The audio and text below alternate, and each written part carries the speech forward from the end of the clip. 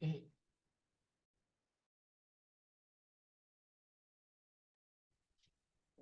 Baik, Assalamualaikum warahmatullahi wabarakatuh.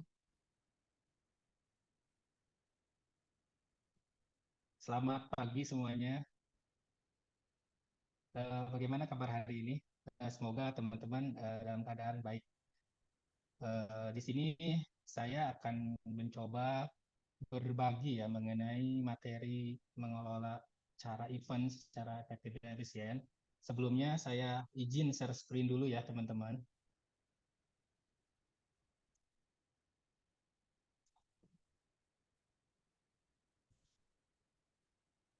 Baik, teman-teman, apakah sudah tampil ke slide yang saya share?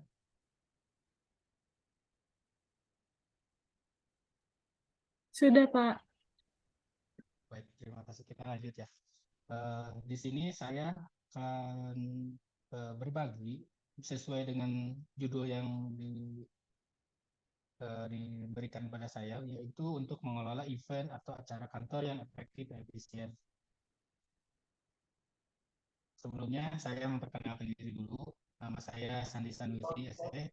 Saya bekerja di PT Bonek Utama sebagai Supervisor Administrator Project. Mungkin di sini teman-teman ada bisa melihat bahwa ada beberapa kontak saya yang mungkin bisa nanti ada yang apa namanya ada pertanyaan atau mau menambahkan Instagram saya juga ada, nomor WA juga ada, email juga ada, dan Facebook juga ada. Jadi ini identitas saya yang mungkin bisa ditambahkan sama teman-teman sebagai pertemanan ke depan dulu.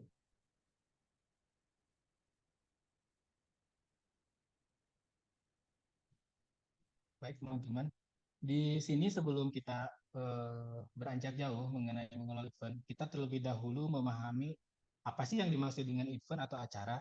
Jadi event atau acara itu adalah suatu agenda kegiatan atau festival tertentu yang menunjukkan atau menampilkan dan merayakan untuk memperingati hal-hal penting yang diselenggarakan pada waktu tertentu dengan tujuan mengkomunikasikan pesan-pesan kepada pengunjungnya. Atau bisa dikatakan sebagai kegiatan yang dilakukan setiap hari, per bulan, atau tahun oleh sebuah organisasi dengan mendatangkan orang-orang ke suatu tempat agar mereka mendapatkan suatu informasi atau pengalaman penting serta tujuan lain yang diselenggarakan oleh penyelenggaranya. Seperti halnya saat ini ya teman-teman, saat ini kita mengadakan webinar literasi, yaitu suatu kegiatan yang mana kegiatan ini dimaksudkan untuk menyampaikan pesan-pesan tertentu ya yang sudah kita dengarkan dari awal yang ada beberapa materi yaitu ada Bapak Michael dan Ibu Hani ya. Di situ beliau memaparkan pesan-pesan yang penting ya yang perlu kita ketahui. Jadi hal seperti itu bisa dikatakan sebagai event atau acara ya. Nah, untuk apa namanya kita sebagai apa namanya mau membuat sebuah acara, ini adalah beberapa cara yang kita harus tempuh untuk membuat suatu acara itu bisa berlangsung atau berjalan dengan sukses. Yaitu yang pertama ada menyusun tema atau konsep serta tujuan event. Jadi teman-teman, sebelum kita membuat acara, yang pertama dan utama yaitu menyusun dulu temanya. Jadi menentukan tema dan konsep acara adalah cara membuat event paling awal yang harus dipikirkan secara matang. Tema dan konsep menarik akan membuat semua orang terlibat dalam kegiatan tersebut. Jadi, yang pertama yang dan utama, teman-teman harus menentukan dulu temanya seperti apa, konsep kegiatannya seperti apa, dan tujuan kegiatannya seperti apa. Biar bisa maksud dan tujuan ini, maksud dari tujuan acara ini bisa sesuai dengan apa yang akan kita sampaikan. Contoh-contoh beberapa event ini kita sebenarnya ada contoh ya kalau di OTKP atau sekolah itu biasanya event-event itu kalau misalkan kita membuat kegiatan Isra Miraj ya. Isra Miraj itu biasanya kan kita sebagai panitia diminta untuk membuat temanya seperti apa, tujuan Isra Miraj seperti apa yang nanti akan dituangkan ke dalam bentuk proposal biasanya. Yang kedua yaitu melakukan pembagian tugas dengan tim dalam sebuah acara, tentunya kita tidak bisa berdiri sendiri ya. Jadi kita harus ada beberapa orang yang dijadikan tim agar bisa mengelola kegiatan itu berjalan dengan baik. Dan yang ketiga yaitu membuat anggaran dana. Tentunya sebuah kegiatan itu pasti memerlukan biaya dan budgeting yang harus disusun supaya kegiatan ini eh, apa namanya, kalau anggaran kita susun kegiatannya bisa dibiayai tidak melebihi apa namanya, tidak melebihi dari melampaui biaya yang kita sudah siapkan. Yang selanjutnya yaitu membuat timeline persiapan hingga eksekusi event. Nah, tentunya ini adalah hal penting juga. Jadi ketika kita mau membuat acara, alangkah baiknya kita menyusun timeline supaya kegiatan demi kegiatan kita tersusun dan tertata secara rapi. Dan kita bisa apa namanya, melaksanakan sebuah event itu sesuai dengan apa yang telah direncanakan dari awal. Yang selanjutnya yaitu membuat proposal dan rundown acara. Sebenarnya ini membuat proposal hubungannya sama dengan jurusan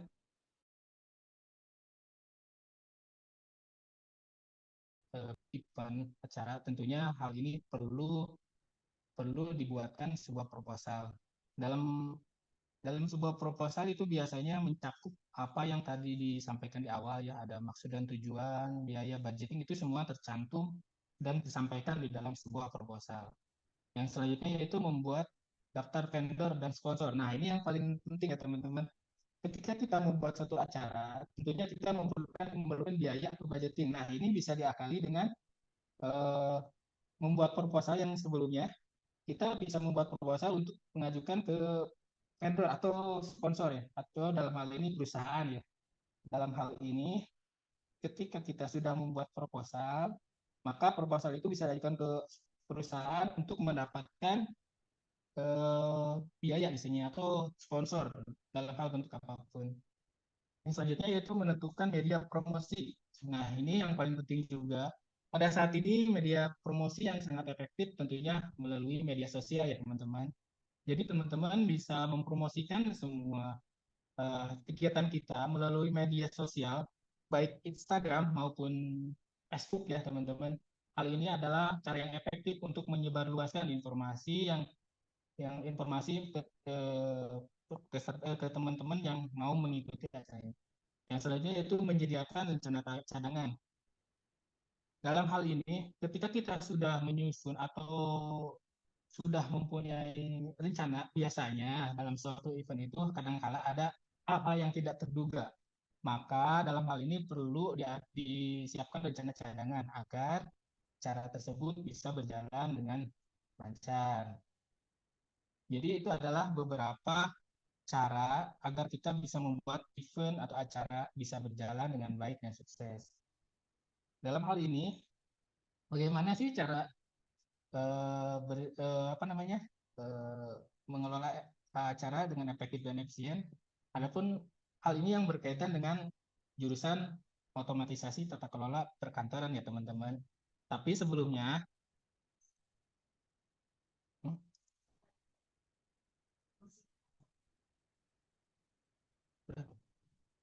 slide-nya udah berpindah belum teman-teman? Berperan pasif. Slide-nya tadi masih di cover, Pak. Oh, belum ya. Sekarang mana?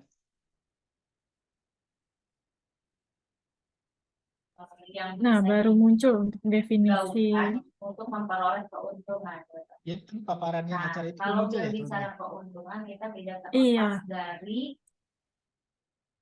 Oh, ya.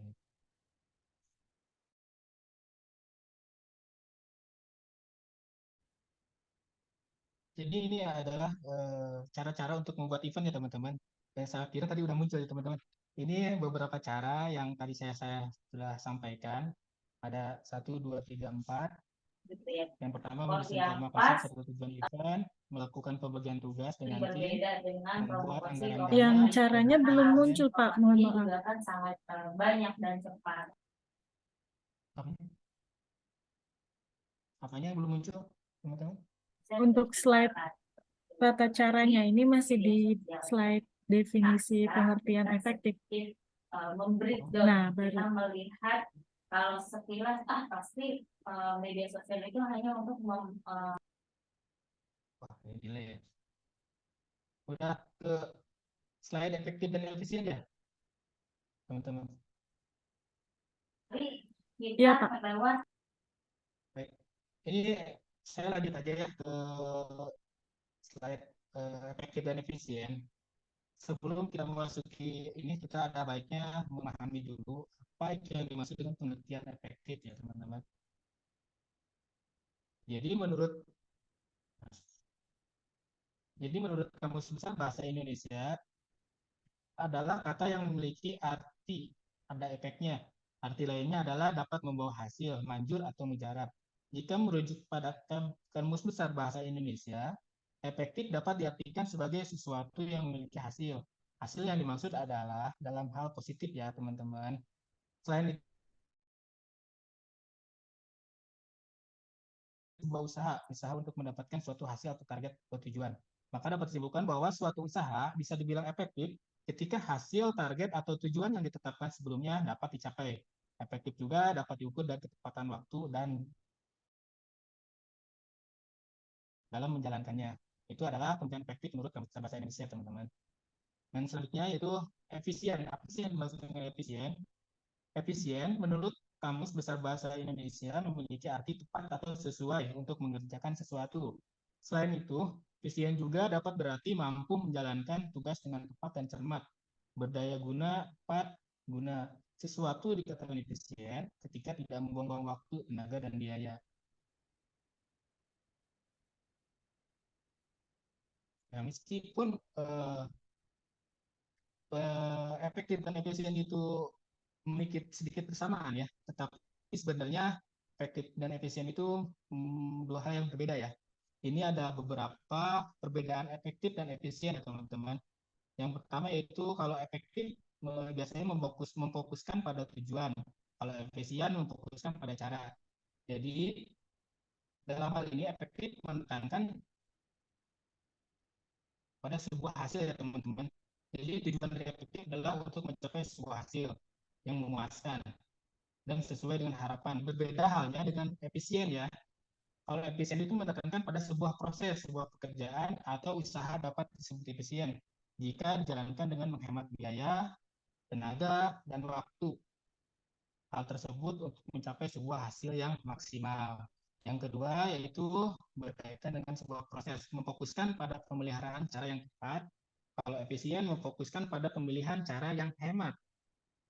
Jadi, kalau berkaitan dengan proses sebuah pekerjaan yang terbilang efektif, tidak selalu dilakukan dengan cara yang efisien, dan sebaliknya, karena pendekatan kedua kata ini berbeda. Yang selanjutnya yaitu SDM, dalam bidang sumber daya manusia ya. Kalau efektif, waktu pengerjaan lebih singkat. Hal tersebut karena ketersediaan sumber daya dan hal-hal lainnya.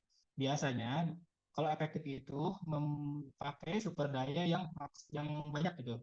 Kalau efisien itu lebih lama pengerjaannya karena sumber dayanya yang dipangkas ya. Karena itu hal yang berkaitan dengan biaya dan penghematan biaya. Dan efektif yang selanjutnya itu biaya yang dikeluarkan yaitu biasanya lebih banyak ya. Sedangkan efisien menghemat biaya. Jadi efektif dan efisien itu katanya memiliki perbedaan makna ya, teman-teman. Dalam hal ini, yang berkaitan dengan otomatisasi tata kelola perkantoran, bahwa dalam semua event yang tadi dalam mengelola event yang efektif dan efisien, hal ini tentunya ada hal yang perlu diperhatikan, yaitu tentunya semuanya itu memerlukan manajemen administrasi perkantoran ya teman-teman. Dalam hal ini manajemen administrasi perkantoran adalah bagian dari manajemen yang memberikan informasi layanan bidang administrasi yang diperlukan untuk melaksanakan kegiatan secara efektif dan memberikan dampak kelancaran pada bidang lainnya. Jadi manajemen perkantoran ini adalah aktivitas untuk merencanakan, mengorganisasi, atau mengatur dan menyusun, mengarahkan, memberikan arahan dan petunjuk serta mengawasi sampai terjadinya sampai menyelenggarakan strategis sesuai dengan tujuan sesuatu hal atau kegiatan. Jadi manajemen administrasi perkantoran ini adalah yang mendukung uh, terjadinya sebuah event yang efektif dan efisien ya teman-teman. Dalam hal ini, yang termasuk dalam manajemen industri perkantoran, di antaranya yaitu pertama mengetik ya, typing teman-teman. Tentu kemampuan ini adalah kemampuan dasar yang harus dimiliki oleh setiap pengelola event atau admin ya, dalam hal melakukan pengelola event, tentunya karena semua administrasi baik surat maupun proposal diperlukan kemampuan mengenai typing ini ya, semua surat proposal ini semuanya diketik ya, tidak ditulis tangan. Jadi kemampuan mengetik ini adalah kemampuan dasar yang harus dimiliki oleh teman-teman ketika akan terjun ke dunia industri ya, terutama dalam hal mengelola event atau perusahaan ya. Yang kedua yaitu menghitung.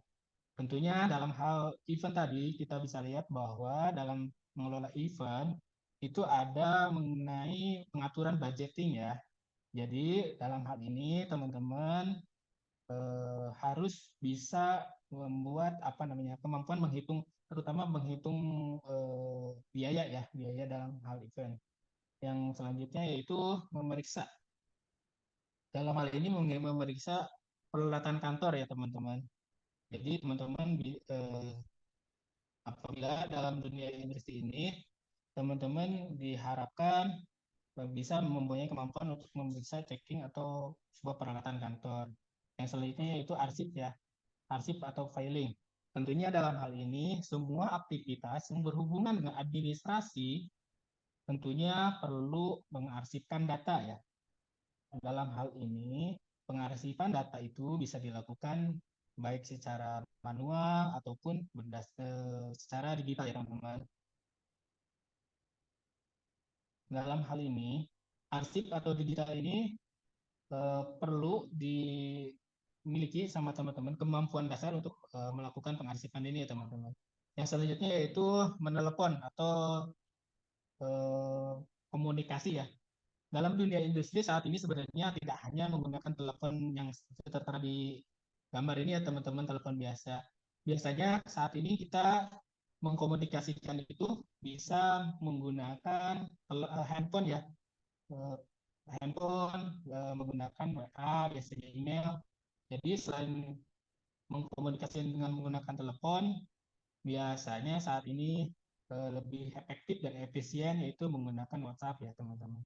Yang selanjutnya yaitu mengadakan duplicating, yaitu tentunya ketika kita membuat surat atau proposal, pastinya surat dan proposal itu harus diduplikat ya. Tentunya hal ini akan apa namanya, memberikan efektif dan efisien dalam hal mengelola persuratan ataupun pengadministrasian lainnya. Maka dalam hal ini perlu kita kuasai teknik-teknik atau cara mengadakan dokumen secara efektif dan efisien. Yang selanjutnya yaitu mengirim surat, tentunya ketika kita sudah membuat atau mengadakan surat, tentunya surat itu akan dikirim. Biasanya saat ini pengiriman surat itu bisa dilakukan menggunakan email, nomor WhatsApp, dan mungkin ada via surat kurir juga, tapi sekarang itu lebih efektif menggunakan email ya teman-teman. Yang selanjutnya yaitu dalam hal mengerjakan perkantoran itu ada mengelola rapat.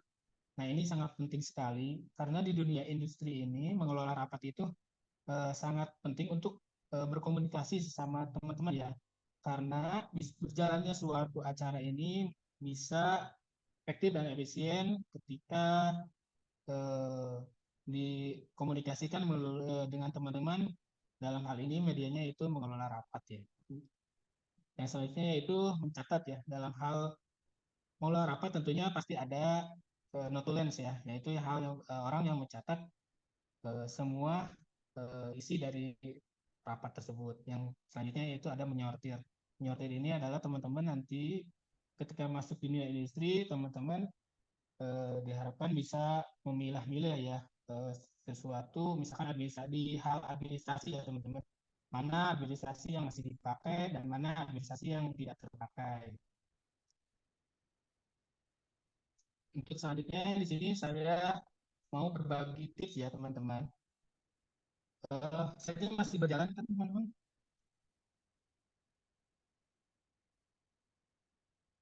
berbagi tips cara mengetik 10 jari ya. Jadi teknik 10 jari ini sangat efektif ya, sangat efisien saat menggunakan komputer ya tentunya. Karena pada saat ini media yang kita gunakan untuk membuat administrasi perkantoran adalah perangkat komputer. Yang mana di perangkat komputer itu kita menggunakan perangkat lunak seperti contohnya Microsoft Office, Microsoft untuk misalkan membuat PPT, PowerPoint. Tentunya hal dasar yang harus kita miliki adalah mengetik. Di sini saya akan berbagi tips untuk mengetik 10 jari. Yang pertama, usahakan tidak ada yang menghalangi Anda ya. Jadi diusahakan di depan eh, laptop atau komputer Anda tidak ada hal yang menghalangi, misalkan ada gangguan ya di depan itu ada semacam gelas yang menghalangi keyboard atau ada orang yang mengganggu apa namanya konsentrasi sehingga tidak memfokuskan teman-teman ketika mau ngetik ya. Beda halnya kalau teman-teman sudah mahir atau jago melakukan mengetik dengan 10 jari. Yang kedua yaitu jari-jari teman-teman harus dalam posisi yang tepat ya teman-teman. Jadi jangan sampai mengetik itu adalah kalau istilahnya ada mengetik 11 jari ya. Jadi hanya dua jari telunjuk aja yang dipakai untuk mengetik ya teman-teman. Hal itu sangat tidak efektif dan efisien ya untuk melakukan pengetikan sebuah surat ataupun proposal. Kita mempunyai 10 jari dan 10 jari itu kita harus manfaatkan secara maksimal. Nah, ini ada tata letak dari tangan kita ya di posisi keyboard. Teman-teman mungkin bisa lihat di gambar ya, ada warna-warni kan itu ada misalkan ada warna merah yaitu adalah jangkauan yang harus dijangkau sama tangan ini ya jari kelingking ya. Ada warna oranye untuk jari manis tangan kiri. Nah, ini gambar-gambar ini menunjukkan jangkauan jari kita ya. Jadi kalau posisi awal tangan tangan atau jari kita itu jari telunjuk kiri diletakkan di huruf F, jari tengah kiri diletakkan di huruf D, jari manis kiri diletakkan di huruf S, jari kelingking kiri diletakkan di huruf A. Dan untuk tangan kanan, jari telunjuk kanan bisa diletakkan di huruf J, jari tengah kanan diletakkan di huruf K, jari manis kanan diletakkan di huruf L, jari kelingking kanan diletakkan di karakter koma atau koma ya. Dan jempol diposisikan pada posisi spasi ya teman-teman. Nah, itu posisi awal ya, jari kita berhadapan dengan keyboard. Dan untuk selanjutnya, jari-jari teman-teman bisa diarahkan sesuai warna yang ada di gambar ini ya. Jadi sesuai warna jangkauannya seperti apa. Dan sampai mana itu si jari tangan kita itu untuk melakukan pengetikan. Nah, yang ketiga, jangan mencoba untuk menjadi cepat ya teman-teman, tetapi tepat. Jadi saat belajar mengetik dengan 10 jari, tentu kita berpikirnya pengen cepat ya, pengen cepat, jangan terpengaruh misalnya mikir cepat, jangan terpengaruh, jangan pikiran seperti itu. Yang harus kita fokuskan adalah mencoba mengetik dengan tepat terlebih dahulu, karena jika kita sudah bisa mengetik dengan tepat, kecepatan kita akan meningkat dengan sendirinya. Jadi bisa dikatakan janganlah mengetik dengan cepat kalau untuk pemula ya teman-teman. Beda halnya kalau teman-teman sudah mahir ya. Jadi kita usahakan mengetik dengan tepat sesuai dulu nih teman-teman biar nggak ada koreksi. Jadi setiap kita melakukan pengetikan tidak ada, jadi tidak setiap saat harus mengkoreksi ketikannya karena salah menulis, salah meletakkan dari kita dan salah inputannya. Dan yang keempat tipsnya yaitu ucapkan huruf-huruf dengan keras saat kita mengetiknya. Jadi teman-teman ketika belajar mengetik ini mencoba untuk mengucapkan ya apa yang diketik dan tangan kita mengikuti apa yang kita ucapkan. Jadi istilahnya satukan pikiran, perkataan, dan perbuatan atau tindakan kita ya. Jadi biar selaras itu teman-teman. Yang selanjutnya yaitu berlatih 3 kali setiap minggu ya. Jadi di untuk tips ini memang kalau kita sudah, karena ada istilah ya bisa karena terbiasa ya teman-teman. Jadi semakin sering kita berlatih maka akan menjadi bisa ya. Dan yang selanjutnya yaitu mengetik dengan menjaga ritme. Jadi teman-teman menjaga ritme ini sangat penting ya. Kita akan membuat lebih sedikit kesalahan ketika kita bisa mengatur tempo ketikan ya, dengan tidak harus melakukan koreksi secara terus-menerus. Yang selanjutnya yaitu posisi postur tubuh yang benar ya teman-teman. Jadi memposisikan diri kita duduk di kursi dengan posisi yang benar ya teman-teman. Teman-teman bisa lihat gambar di samping bahwa teman-teman duduknya seperti ini ya, jangan ada posisi bongkok ke bawah, kakinya juga dilipat tekuk. Jadi posisi yang baik itu mata sejajar dengan layar, minimal 50 sampai 100 cm ya, 100 cm jaraknya. Duduklah dengan tegak ya, yang dengan menggunakan kursi yang ergonomis. Jadi kursi yang ergonomis itu adalah kursi yang mampu menopang punggung dengan baik, sebaiknya juga disesuaikan dan memiliki penyokong punggung sesuai dengan posisi meja. Pastikan duduk dengan punggung lurus dan posisi bahu ke belakang. Yang itu yang selanjutnya biarkan siku rileks ya teman-teman dan terbuka membentuk huruf L. Pastikan lengan membentuk huruf L dan siku berada di samping tubuh. Dan letakkan kaki sejajar dan biar menapak kaki kepada lantai. Dan yang selanjutnya yaitu coba mengetik tanpa melihat keyboard. Jadi setelah tips yang 1 sampai ke-7 itu sudah diikuti atau di step by stepnya sudah dilaksanakan, teman-teman di step selanjutnya itu belajar mengetik tanpa harus melihat keyboard ya teman-teman. Jadi kita fokus ke layar. Jadi tangan kita jangan melihat ke keyboard, hanya tangan saja yang fokus di keyboard ya teman-teman.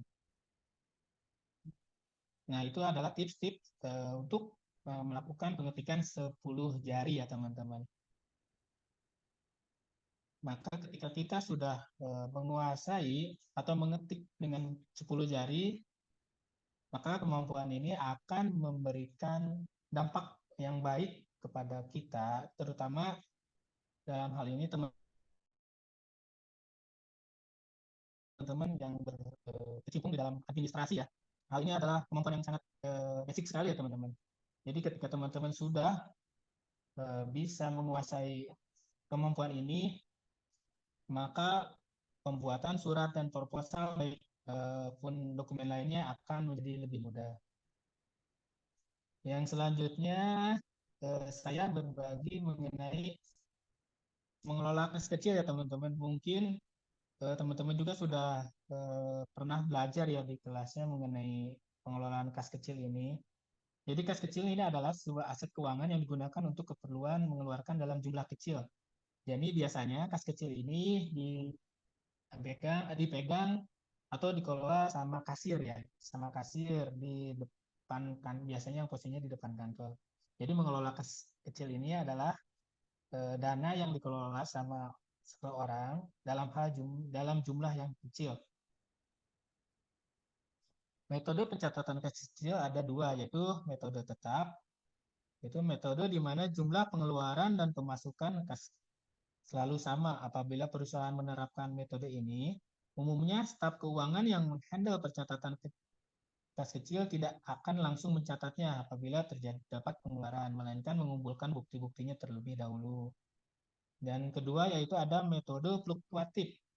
Itu metode fluktuatif merupakan metode pencatatan petty cash di mana jumlah nominal selalu berubah serta jumlah pengeluaran dan pemasukan tidak sama. Jika menerapkan metode ini, artinya perusahaan atau bisnis tidak menetapkan nominal kas kecil, melainkan dikeluarkan sesuai kebutuhan. Jadi, kalau metode tetap, setiap bulan perusahaan itu memberikan biaya tetap untuk dikelola sebagai dana kas kecil. Misalkan setiap bulan dikeluarkan biaya untuk dikelola sama kas kecil, misalkan sebesar 5 juta. Sedangkan kalau metode fluktuatif, itu biasanya disesuaikan dengan kebutuhan. Bisa saja, misalkan bulan ini pengeluaran sebesar 5 juta. Mungkin bulan selanjutnya bisa naik jadi 10 juta.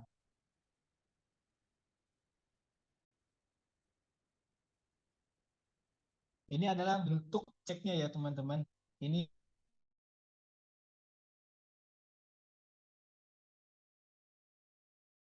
berbeda-beda, namun isinya biasanya sama. Di dalamnya ada mencantumkan nominal, pembawa cek, tanggal, dan ada terbilangnya. Tentunya ada penanda tangan penanggung jawab cek. Yang selanjutnya itu komponen kas kecil, ada formulir pengeluaran kas kecil.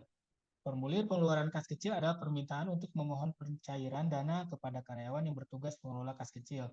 Dokumen ini diperlukan agar setiap pengajuan dana jelas dan dapat dicatat secara detail.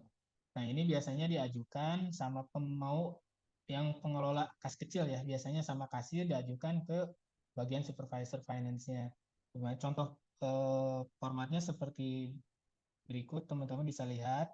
Di dalamnya ada berisi tentang dibayarkan kepada, ada nomor bukti, ada isi tanggal, sama jumlah yang akan dikelola kas kecilnya.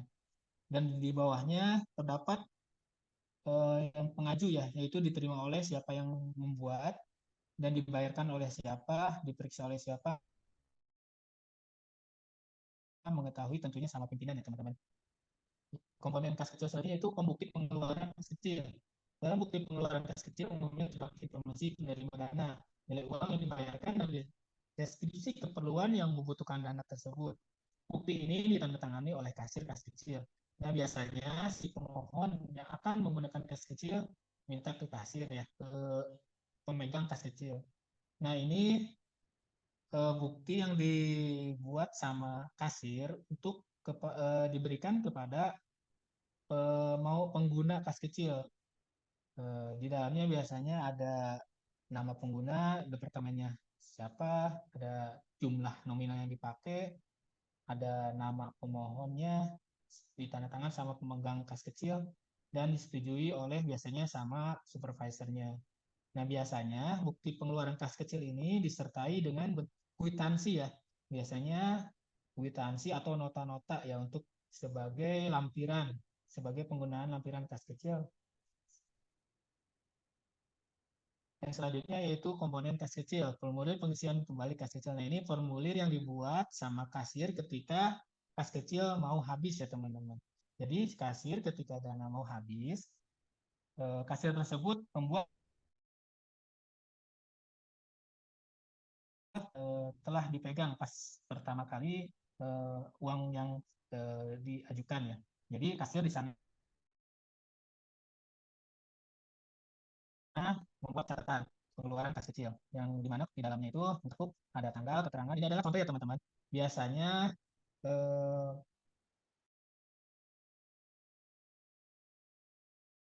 kebutuhan perusahaan ya teman-teman. Dalam hal ini ada contoh yang dibuat PT Bonet. Di sini ada tanggal, keterangan, nomor bukti, ada kodenya, ada perlengkapan pengeluaran kas, ada kolom transportasi, ada kasbon, ada serba-serbi, dan ada informasi saldo. Nah, biasanya di dalam pencatatan ini, kasir mencatat semua pengeluaran-pengeluaran yang telah dikeluarkan dari kas kecil. Dan ini nanti ada di dalam formulir ini menginformasikan berapa sisa saldo yang ada di dalam kas kecil.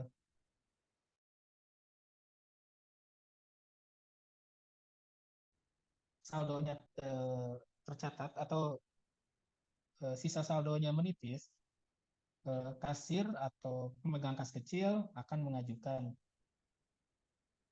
ke supervisornya atau ke supervisor pemegang keuangan atau kepala keuangannya. Itu adalah informasi sharing mengenai kas kecil ya teman-teman. Untuk selanjutnya saya mau sharing mengenai pembuatan formulir digital ya.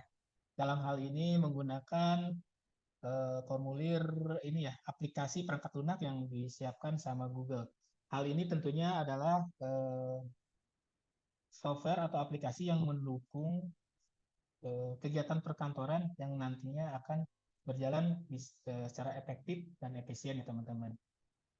Jadi di dunia industri saat ini apalagi pada saat pandemi mungkin ya teman-teman, teman-teman mungkin proses pembelajaran pada waktu pandemi teman-teman menggunakan proses webinar ya. Tentunya dalam proses webinar tentu pembuatan pengisian daftar hadir, pengisian formulir tentunya dilakukan secara online ya teman-teman. Nah, di sini saya akan berbagi cara membuat formulir atau daftar hadir menggunakan Google Form ya teman-teman. langkah pertama yang harus disiapkan sama teman-teman, tentunya teman-teman sudah memiliki akun ya, akun Gmail ya teman-teman. Eh, jadi ini posisinya teman-teman sudah membuka akun Gmail ya. Jadi teman-teman ketika sudah masuk ke akun Gmail, di sebelah kanan atas itu ada titik-titik-titik ya. Di dalamnya itu ada berisikan apa namanya icon-icon ya, icon-icon Google Apps. Nah, teman-teman klik kursor arahkan ke arah tombol itu lalu klik, maka akan timbul beberapa F, lalu pilih formulir ya teman-teman. Jadi ini sini sebenarnya banyak icon-icon, tapi dalam hal ini saya akan berbagi mengenai cara membuat file menggunakan Google Form.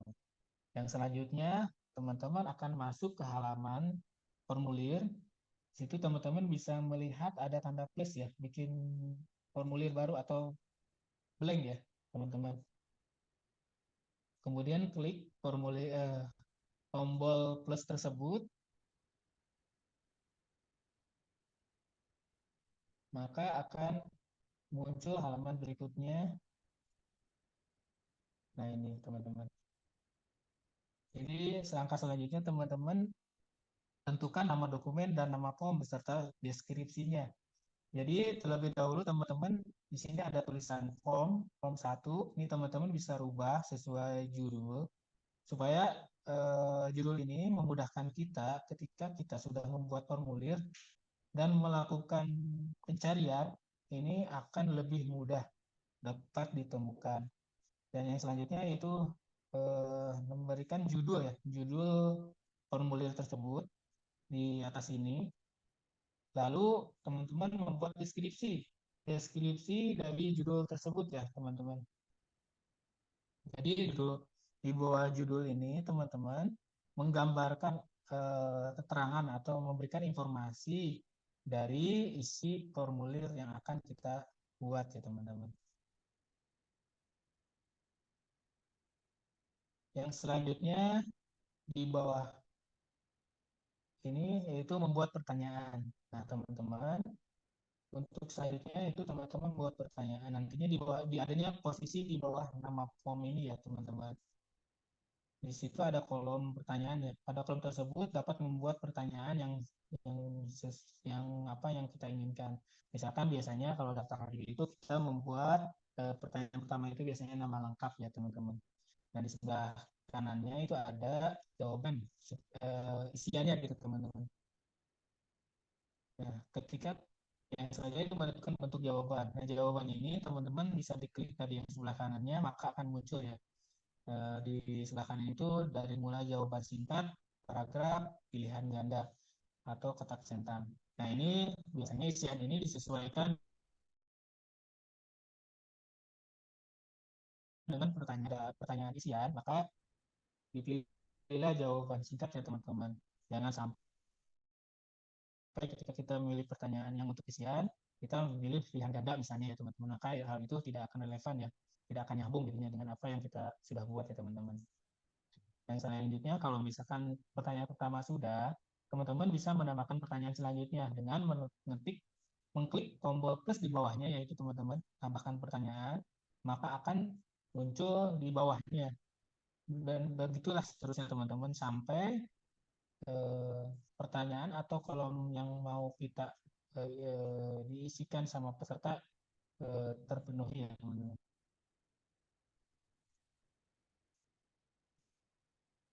Nah, ketika sudah membuat pertanyaan dan jawaban, di sini ada tombol yang namanya, misalkan di pertanyaan ini wajib diisi ya teman-teman. Jadi kita tentukan pertanyaan yang wajib diisi ini dengan mengaktifkan tombol di bawahnya, yaitu tombol wajib isi, diarahkan ke sebelah kanan supaya tombol ini berubah menjadi warna ungu ya teman-teman. Kalau misalkan pertanyaan tersebut wajib diisi ya sama peserta yang akan mengisi formulir tersebut. Setelah dibuat pertanyaan untuk isian formulir, yang selanjutnya yaitu melakukan review terhadap form yang telah dibuat. Nah, di pojok kanan atas, di Google Form terdapat beberapa icon ya teman-teman. Nah, di sini ada beberapa icon. Kalau teman-teman mau melihat preview, eh, mungkin teman-teman bisa klik yang tombol mata ini ya teman-teman. Ketika klik tombol mata ini teman-teman, maka bisa melihat eh, tentang Google Form yang sudah kita susun atau sudah kita buat dari awal sampai akhir. Nah, selanjutnya ketika Google Form itu sudah dibuat ya teman-teman, maka selanjutnya yaitu membagikan Google Form ya teman-teman. Nah, di dalam fitur Google Form ini ada yang namanya tombol kirim ya teman-teman di pojok kanan atas. Nanti jadi setelah teman-teman membuat formulir, teman-teman bisa klik logo tersebut dan akan muncul pop-up atau perintah. Jadi bisa misalkan teman-teman mau membagikan formulir itu melalui email, maka di pop-up tersebut akan muncul untuk memasukkan email ya teman-teman di icon ini, icon email, kita masukkan alamat email. Di sini kita bisa masukkan kemana formulir ini akan di-share ya teman-teman. Atau juga bisa membagikan menggunakan link ya teman-teman. Di sini ada icon link ya teman-teman. Jadi teman-teman ketika sudah membuat formulir diarahkan ke ini tombol link ini dan di situ akan muncul link yang nantinya teman-teman bisa share ya atau juga bisa dilakukan apa namanya ini kan biasanya linknya itu kalau umumnya biasanya terlalu panjang ya. Nah di sini ada fitur juga untuk melakukan memperpendek URL ya teman-teman. Di sini teman-teman bisa centang dan nanti akan serubah URL tersebut sesuai dengan keinginan teman-teman. Itu teman-teman untuk berbagi membuat Google Form ya teman-teman.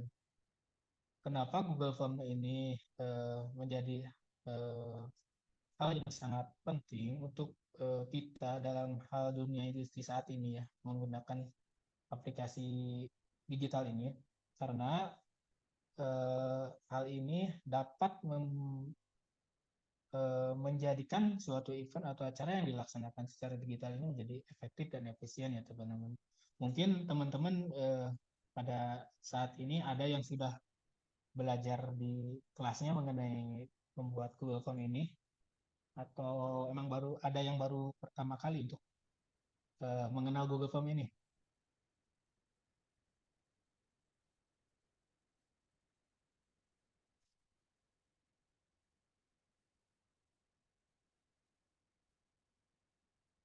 Sudah pernah membuat, Kak. Oh, saya sudah pernah membuat ya. Baiknya sih sebenarnya dipraktekkan. Cuman memang karena eh, ini kan waktunya agak sedikit ini ya mepet ya karena hari Jumat. Jadi ini saya hanya berbagi menggunakan slide saja.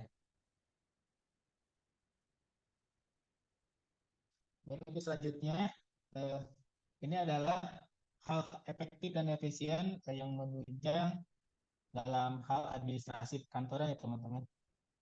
Di sini saya mau sharing ya mengenai pembuatan surat eh, menggunakan fitur Mailmerge ya teman-teman. Jadi Mailmerge ini adalah fitur yang ada di Microsoft Word ya teman-teman untuk membuat surat secara massal ya teman-teman. Jadi fitur Mailmerge ini digunakan ketika teman-teman mau membuat surat dengan template yang sama ditujukan kepada banyak penerima ya teman-teman.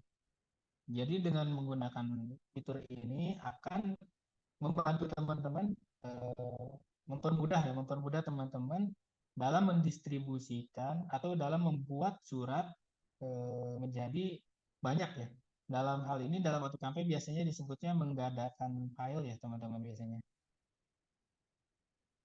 Jadi menggadakan file ini selain dengan mengcopy surat hard copy-nya, ini bisa dilakukan dengan soft copy dengan fitur Mailmerge ya teman-teman. Jadi dalam Mailmerge ini ada dua komponen yang harus disiapkan.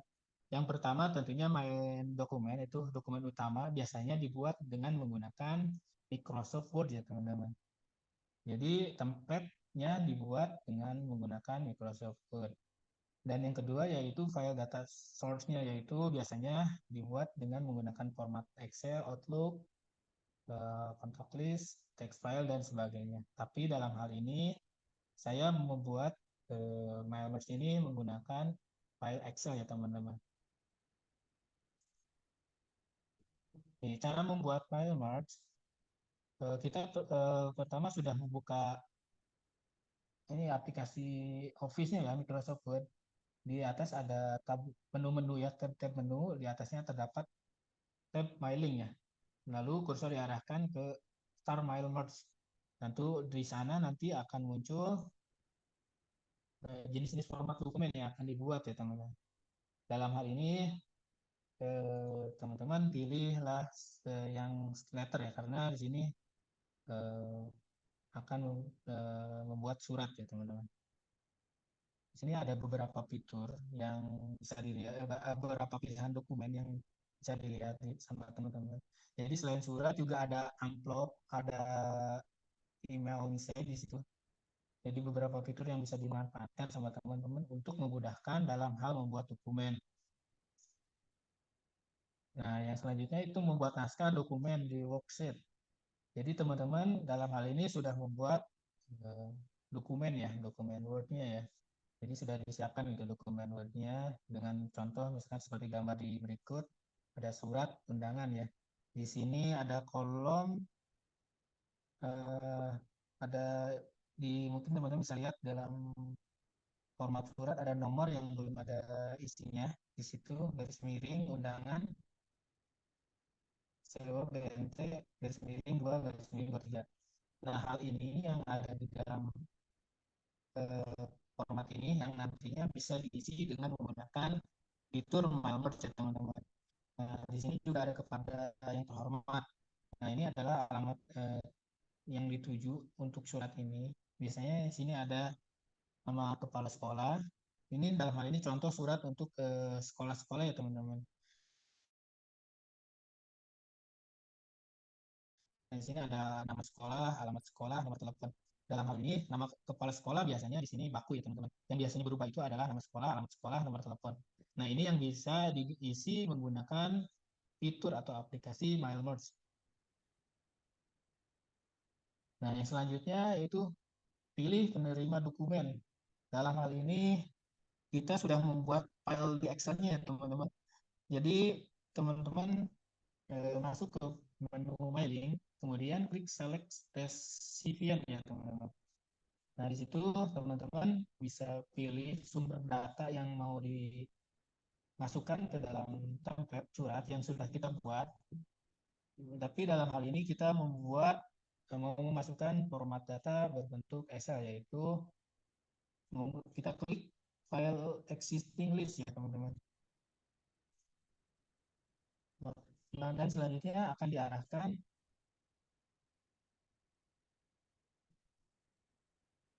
ke menu data Excel di mana teman-teman menyimpan. Jadi dalam hal ini file yang Excel yang sudah dibuat terpisah dipilih filenya dan menyimpannya di mana. Maka setelah dipilih akan muncul tampilan seperti ini teman-teman di Microsoft Word-nya. Nah, di situ ada tampilan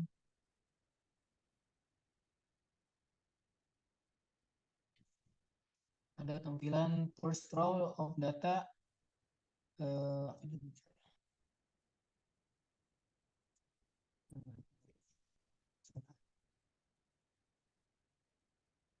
first row of data contain column header. Jadi ini diklik supaya judul file yang ada di sini, ini ada judulnya, nomor telepon, nama sekolah, nomor telepon, itu dijadikan header ya. Jadi nggak ketika diinsert itu dia nggak terbawa dan tidak terinsert ke dalam file yang akan diinsert ke template yang sudah kita buat.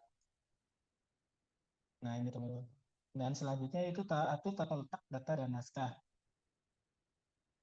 Di sini teman-teman ketika langkah sebelumnya sudah dilakukan, maka langkah selanjutnya itu teman-teman ada menu insert merge file ya. Di situ ada beberapa apa namanya, isian yang menu ya, judul-judul yang tadi dibuat di Excel seperti nomor, nama sekolah, alamat sekolah, nomor telepon. Nah, ini diinsert, diarahkan, disesuaikan dengan tempat di mana eh, fitur apa namanya ini, fitur yang ada di sini sesuai dengan yang kita inginkan. Misalkan seperti nomor ya. Nomor ini tentunya diarahkan di posisi tas ya, nomor garis miring undangan garis miring ini. Nah, ketika klik nomor, maka tampilan di surat atau template ini seperti ini ya teman-teman. Seperti halnya dengan nama sekolah. Nama sekolah di sini ada insert nama sekolah ya teman-teman. Alamat sekolah kita insert alamat sekolah, nomor telepon kita insert nomor telepon. Jangan sampai insertnya ini tidak sesuai dengan apa yang ada di surat. Nah, setelah hal ini dilakukan, maka dilakukan pengecekan dokumen ya, yaitu memeriksa dokumen hasil akhirnya teman-teman. Jadi di dalam mailing ini ada fitur review result ya. Jadi ketika diklik, maka tampilannya akan berubah ya teman-teman. Di sini tidak ada berubah, jadi tadi tulisannya nomor sekarang berubah jadi angka 1. Berarti hanya nama sekolah. Nama sekolah juga berubah sesuai dengan nama sekolahnya itu SMK Alki Profesi, dan selanjutnya ada alamat sekolah juga berubah, dan alamat nomor telepon juga berubah. Dan ini juga masih bisa dilakukan pengeditan teman-teman, disesuaikan dengan bentuk surat yang kita inginkan. Misalkan tadi nama sekolah kita hapus, alamat sekolah ini kita hapus, jadi hanya tertera alamat sekolah atau di dalam suratnya, nomor telepon juga hanya nomor telepon, dan ada informasi nomor teleponnya. Jadi setelah klik preview result, jadi teman-teman masih bisa mengedit ya teman-teman. Dan untuk melihat tampilan dokumen selanjutnya, teman-teman bisa diklik di sini ada menu, ini kan halaman 1 ya teman-teman. Jadi teman-teman bisa digeser ke halaman selanjutnya sampai eh, dokumen jumlah sesuai dengan jumlah dokumen yang kita buat ya teman-teman. Dalam hal ini dokumennya itu biasanya sejumlah dengan yang kita input atau kita list di dalam file Excel ya teman-teman. Jadi kalau misalkan di dalam file Excel itu kita membuat 50 list daftar sekolah, maka dalam bentuk suratnya ini akan muncul sebanyak 50 sekolah ya teman-teman. Jadi kalau misalkan kita bikin list 5 sekolah, ya munculnya 5 sekolah teman-teman. Nah, jadi seperti itu teman-teman. Nah, ketika selesai melakukan preview, maka yang selanjutnya yaitu menyimpan file Mailbox teman-teman. Dalam hal ini ada 3 menu ya, 3 fitur yang ada di Mailbox Microsoft Office. Yaitu yang pertama ada menu edit individual dokumen, di mana fitur ini untuk menyimpan file dalam dokumen baru ya teman-teman. Hasil penyimpanan akan berisi dokumen Microsoft Word dengan data sesuai dengan data source. Nah, kalau yang kedua yaitu ada print dokumen, di mana kalau klik print dokumen ini akan langsung mencetak ya. Ketika komputer kita terhubung dengan sebuah printer, maka akan langsung melakukan perintah cetak dokumen ke ada printer yang ada dan terinstall dan terhubung ke laptop kita. Dan tentunya print dokumen ini apabila ada kesalahan atau dokumen yang mau diedit, ini tidak bisa ya teman-teman. Jadi kalau mau ada edit dokumen, teman-teman diarahkan untuk melakukan edit individual dokumen ya teman-teman. Jadi di edit individual dokumen ini teman-teman bisa melakukan edit data yang sekiranya masih belum sesuai atau masih ada yang mau diedit. Yang selanjutnya itu ada fitur send email message. Ini kalau misalkan surat atau template yang sudah kita buat dengan data seperti ini mau dikirim langsung menggunakan email. Nah, jadi teman-teman langsung aja klik send email message. Jadi fitur ini nanti akan langsung mengirim ke email yang sudah didaftarkan atau tercantum di dalam data Excel. Bisa kita masukkan satu persatu di dalam fitur ini. Jadi mungkin itu teman-teman yang bisa saya share ya mengenai bagaimana cara mengelola efektif dan efisien dalam hal ini yang berkaitan dengan otomatisasi tata kelola perkantoran. Tentunya teman-teman, saya tidak bisa membahas semua yang ada di dalam materi pembelajaran OTKP ya, karena begitu banyak ya soal-soal yang ada di OTKP ini. Jadi ini mungkin hanya sebagian kecil saja ya yang bisa saya share yang sekiranya mungkin dapat menjadi apa namanya, jadi tambahan, sedikit tambahan ilmu ya, atau mungkin apa namanya, materi buat pembekalan nanti. Jadi semoga materi ini bisa bermanfaat khususnya buat saya dan teman-teman umumnya, dan bisa membantu melaksanakan apa namanya, materi uji KK nanti ya. Sebenarnya uji materi ini adanya di paket soal materi bonet ya teman-teman. Kalau untuk mungkin kalau untuk uji materi yang ada di pemerintah mungkin materi ini tidak akan muncul ya teman-teman.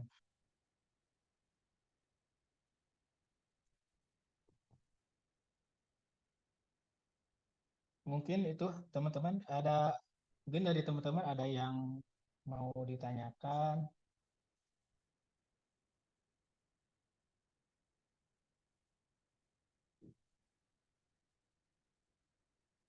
Ada yang mau ditanyakan mengenai materi yang sudah saya sampaikan, atau hal-hal lain yang berkaitan dengan otomatisasi tata kelola perkantoran khususnya di bidang industri ya. Dalam hal ini industri PT Bonet Utama.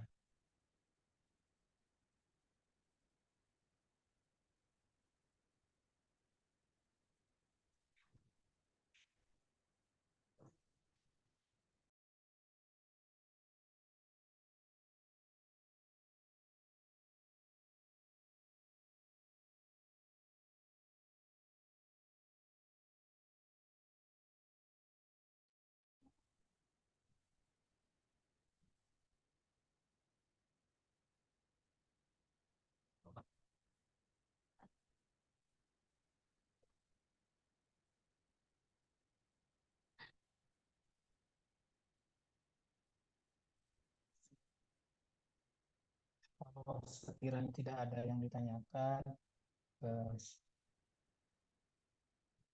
mungkin dari saya cukup sekian ya teman-teman. Kalau misalkan mau ada yang bertanya atau koordinasi atau apapun lah ya teman-teman, saya sudah tentukan di awal ya, kontak di depan. Untuk materi nanti mungkin akan di-share sama admin ya, nanti akan di-share dan bisa di-download. Oh, bisa di-download di sistem ya teman-teman. Jadi untuk materi ini bisa teman-teman download di sistem ya.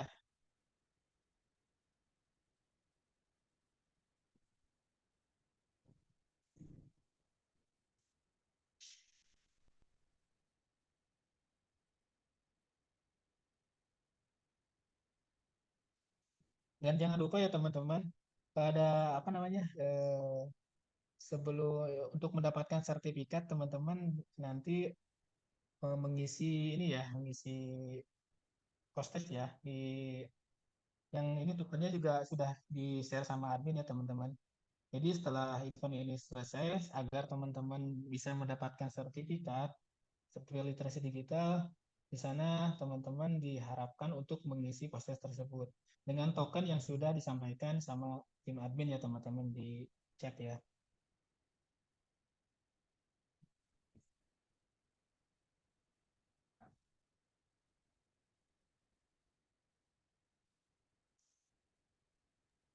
Siap, Kak. Terima kasih. Baik. Mungkin ada foto bersama dulu. Baik, Kak.